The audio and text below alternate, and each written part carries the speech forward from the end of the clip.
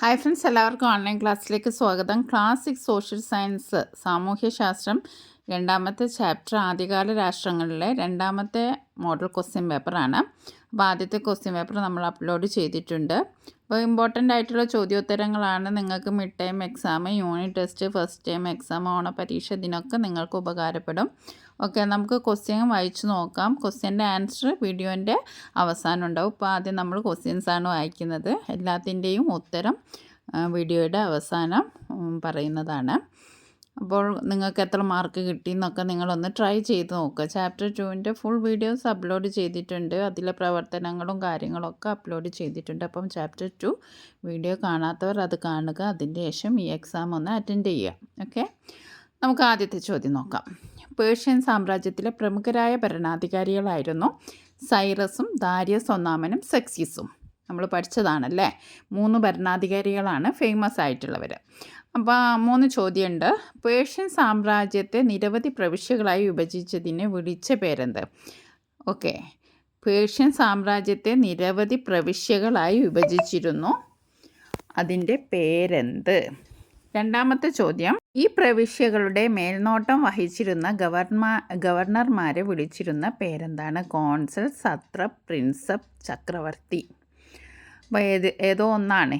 ഈ പ്രവിശ്യകളുടെ മേൽനോട്ടം വഹിച്ചിരുന്ന ഗവർണർമാരെ പ്രത്യേകം ഒരു പേര് വിളിച്ചിരുന്നു. അതെന്താണെന്നാണ് എഴുതേണ്ടത്. 4 ഓപ്ഷൻ തന്നിട്ടുണ്ട്, അതിൽ ആൻസർ എഴുതുക. മൂന്നാമത്തെ ചോദ്യം, ഈ ഗവർണർമാരുടെ പ്രധാന ചുമതലകൾ എന്തെല്ലാം ആയിരുന്നു? അപ്പോൾ ഗവർണർമാരുടെ പേര്, ഗവർണർമാരുടെ പ്രധാന ചുമതലകൾ. രണ്ടാമത്തെ ചോദ്യം നോക്കാം. രണ്ടാമത്തെ ചോദ്യം ഇതാണ്. പേർഷ്യയിലാണ് സരതുഷ്ട്ര ദർശനം രൂപം കൊണ്ടത്. സരതുഷ്ട്ര ആയിരുന്നു ഈ ദർശനത്തിൻ്റെ സ്ഥാപകൻ.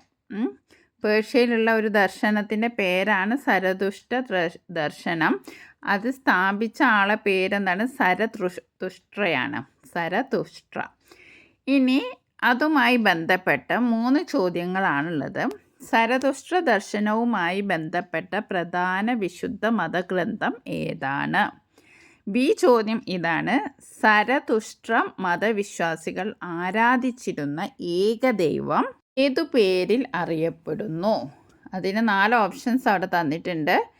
ആ ദൈവത്തിൻ്റെ പേരാണ് എഴുതേണ്ടത്. സിദ്ധാർത്ഥൻ, അഹൂരാമസ്ത, ബിംബിസാരൻ, സെക്സിസ്. അങ്ങനെ 4 പേര് തന്നിട്ടുണ്ട്. അപ്പോൾ സരതുഷ്ട്ര ദർശന അവരുടെ ഒരു ദൈവമുണ്ട്, അവർ ആരാധിച്ച ദൈവത്തിൻ്റെ പേരാണ്. മൂന്നാമത്തെ സി ചോദ്യം ഇതാണ്. സരതുഷ്ട്ര ദർശനത്തിൻ്റെ പ്രധാന സവിശേഷത എന്താണ്? അടുത്ത ക്വസ്റ്റ്യൻ ഇതാണ്. ലോകത്തെ ആദ്യത്തെ ചരിത്ര ഗ്രന്ഥമായി കണക്കാക്കപ്പെടുന്ന ദ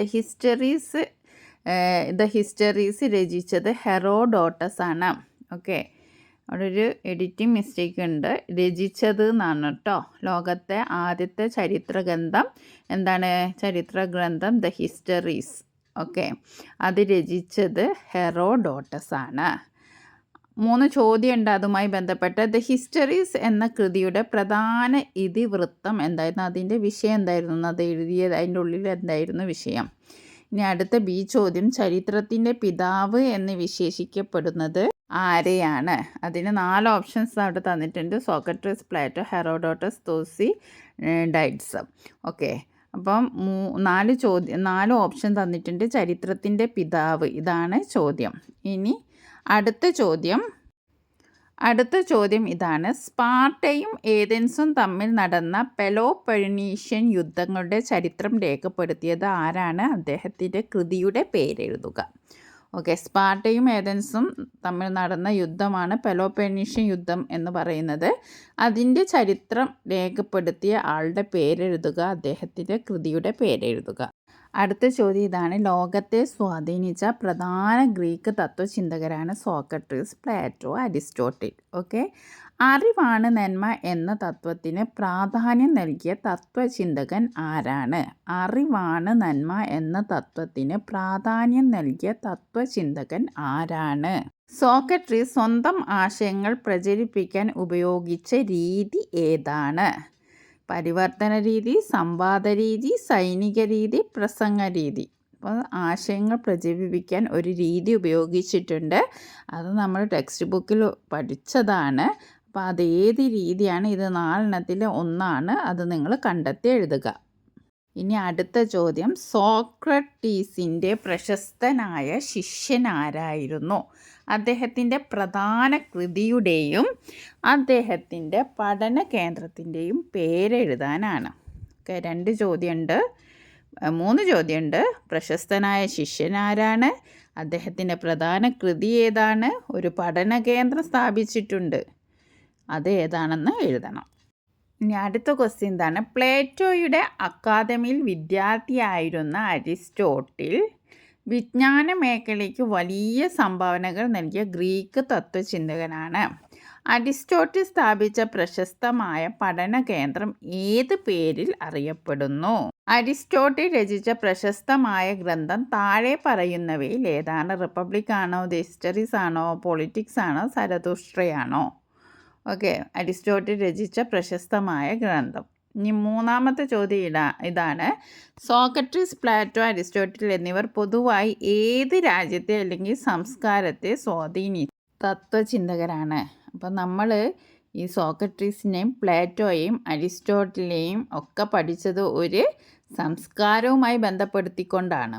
ആ സംസ്കാരം ഏതാണ് എന്നാണ് ചോദിച്ചിരിക്കുന്നത്. ഇനി അടുത്ത നമ്മുടെ ചോദ്യം ജൈനമതവുമായി ബന്ധപ്പെട്ടിട്ടാണ്. ഒരുപാട് കാര്യങ്ങൾ നമ്മൾ ജൈനമതവുമായി ബന്ധപ്പെട്ട് പഠിച്ചിട്ടുണ്ട്. അപ്പം തീർത്ഥങ്കരൻ, സന്യാസത്തിലൂടെ ജ്ഞാനം നേടിയവർ എന്നാണ് തീർത്ഥങ്കരർ എന്ന വാക്കിൻ്റെ അർത്ഥം. ജൈനമത ആശയങ്ങൾ ജനങ്ങളിലേക്ക് എത്തിക്കുന്നതിൽ ഇവർ വലിയ പങ്കുവഹിച്ചു. ആദ്യത്തെ ചോദ്യം ഇതാണ്. ജൈനമത വിശ്വാസപ്രകാരം ആകെ എത്ര തീർത്ഥങ്കരന്മാർ ഉണ്ടായിരുന്നു? ഇനി അടുത്ത ചോദ്യം ഇതാണ്. ജൈനമത ആശയങ്ങൾ പ്രമുഖമായി പ്രചരിപ്പിച്ച ഭരണാധികാരി ആരാണ്, അല്ലെങ്കിൽ വ്യക്തി ആരാണ്? ഗൗതമ ബുദ്ധൻ, വർദ്ധമാന മഹാവീരൻ, ചന്ദ്രഗുപ്ത മൗര്യൻ, ബിംബിസാരൻ. ഇനി അടുത്ത ചോദ്യം, സി ചോദ്യം. ജൈനമതത്തിലെ ത്രിരത്നങ്ങൾ എന്നതുകൊണ്ട് അർത്ഥമാക്കുന്നത് എന്തെല്ലാമാണ്? അടുത്തത് ബുദ്ധമതത്തെക്കുറിച്ചുള്ള ചോദ്യമാണ്. പ്രാചീന ഇന്ത്യയിൽ രൂപം കൊണ്ട മറ്റൊരു പ്രധാന ദർശനമായിരുന്നു ബുദ്ധമതം. ഗൗതമ ബുദ്ധനാണ് ബുദ്ധമതം സ്ഥാപിച്ചത്. ഗൗതമ ബുദ്ധൻ്റെ യഥാർത്ഥ പേരെന്തായിരുന്നു? സിദ്ധാർത്ഥന് ജ്ഞാനോദയം ലഭിച്ച ബീഹാറിലെ സ്ഥലം ഏതാണ്? സ്ഥലത്ത് വെച്ചിട്ടാണ് ബുദ്ധന് ജ്ഞാനോദയം ലഭിച്ചത് എന്നൊക്കെ, ബോധോദയം ലഭിച്ചത് എന്നൊക്കെ നമ്മൾ പാഠപുസ്തകത്തിൽ പഠിച്ചിട്ടുണ്ട്. അപ്പോൾ ആ സ്ഥലത്തിൻ്റെ 4 ഓപ്ഷൻസ് അവിടെ തന്നിട്ടുണ്ട്. രാജഗൃഹ, പാടലിപുത്രം, ബോധഗയ, മഗധ. അപ്പോൾ ഏതാണ് എന്ന് കണ്ടുപിടിച്ച് എഴുതാനാണ്. ഇനി സി ചോദ്യമുണ്ട്. ജൈനമതത്തിൻ്റെയും ബുദ്ധമതത്തിൻ്റെയും ആശയങ്ങളിൽ കാണുന്ന പൊതുവായ സവിശേഷതകൾ അത് എഴുതാനാണ് പറഞ്ഞിരിക്കുന്നത്. ഇനി അടുത്ത ചോദ്യം മൗര്യ സാമ്രാജ്യവുമായി ബന്ധപ്പെട്ടതാണ്. BC 321 മഗധയിലെ ഭരണാധികാരിയായിരുന്ന ധനനന്ദനെ പരാജയപ്പെടുത്തിക്കൊണ്ട് മൗര്യരാജ്യം സ്ഥാപിതമായി. 3 ചോദ്യമുണ്ട്. ആദ്യത്തെ ചോദ്യം, ധനനന്ദനെ പരാജയപ്പെടുത്തി മഗധയുടെ അധികാരം പിടിച്ചെടുത്ത് മൗര്യരാജ്യം സ്ഥാപിച്ചതാര്? ഡയറക്റ്റ് ചോദ്യം എന്താണ്? മൗര്യരാജ്യ സ്ഥാപകനാര്? ഓക്കെ, 2ാമത്തെ ചോദ്യം, മൗര്യരാജ്യം സ്ഥാപിതമായ വർഷം ഏതാണ്? ഇപ്പോൾ വർഷം അവിടെ തന്നിട്ടുണ്ട്. BC 500 ഉണ്ട്, 321 ഉണ്ട്, 1500 ഉണ്ട്, 600 ഉണ്ട്. ഇത് ഏത് വർഷത്തിലാണ് മൗര്യരാജ്യം സ്ഥാപിതമായത്? അതാണ് നമ്മൾ കണ്ടുപിടിക്കേണ്ടത്. സി ചോദ്യം ഇതാണ്. മഗധയിലെ ഇരുമ്പയിരിൻ്റെ സാന്നിധ്യം അവിടുത്തെ ഭരണാധികാരികളെ എങ്ങനെയാണ് സഹായിച്ചത്? ഇനി അടുത്ത ചോദ്യം, അവസാനത്തെ ചോദ്യമാണ്. പ്രാചീന ഇന്ത്യയിൽ നിലനിന്നിരുന്ന 16 മഹാജനപദങ്ങളിൽ വെച്ച് ഭൗതിക സാഹചര്യങ്ങളുടെ പിൻബലത്തോടെ മഗധ ഏറ്റവും പ്രബല ശക്തിയായി വളർന്നു വന്നു. അപ്പോൾ ചോദ്യം 3 ഉണ്ട്. 1ാമത്തെ ചോദ്യം ഇതാണ്. എ ചോദ്യം, മഗധയെ ഒരു പ്രബല മഹാജനപദമാക്കാൻ സഹായിച്ച പ്രധാന ഘടകങ്ങൾ എന്തെല്ലാമായിരുന്നു? അടുത്ത ചോദ്യം ഇതാണ്. തുടക്കത്തിൽ രാജഗൃഹ ആയിരുന്ന മഗധയുടെ തലസ്ഥാനം പിൽക്കാലത്തേക്ക് എവിടേക്കാണ് മാറ്റിയത്? 4 ഓപ്ഷൻസ് ഉണ്ട്. ബോധഗയ, പാടലിപുത്രം, സപ്തസിന്ധു, ഏതൻസ്. അപ്പോൾ ഏതിലേക്കാണ് മാറ്റിയത്? ഗൃഹയായിരുന്ന മഗധയുടെ തലസ്ഥാനം എങ്ങോട്ടാണ് പിന്നെ മാറ്റിയത്? 3ാമത്തെ ചോദ്യം ഇതാണ്. BC 321 ധനനന്ദനെ പരാജയപ്പെടുത്തി മഗധയിൽ മൗര്യരാജ്യം സ്ഥാപിച്ച ഭരണാധികാരി ആരാണ്? അദ്ദേഹം മികച്ച ആയുധങ്ങൾ നിർമ്മിക്കാൻ ഉപയോഗിച്ച പ്രകൃതിദത്ത ഘടകം ഏതായിരുന്നു? അപ്പോൾ ഇത്രയും ചോദ്യങ്ങളാണ് നമ്മൾ ഉൾപ്പെടുത്തിയിരിക്കുന്നത്. അതിൻ്റെ ഉത്തരങ്ങൾ ഇവിടെ തന്നിട്ടുണ്ട്. അപ്പോൾ നിങ്ങളതൊന്ന് റെഫർ ചെയ്യുക.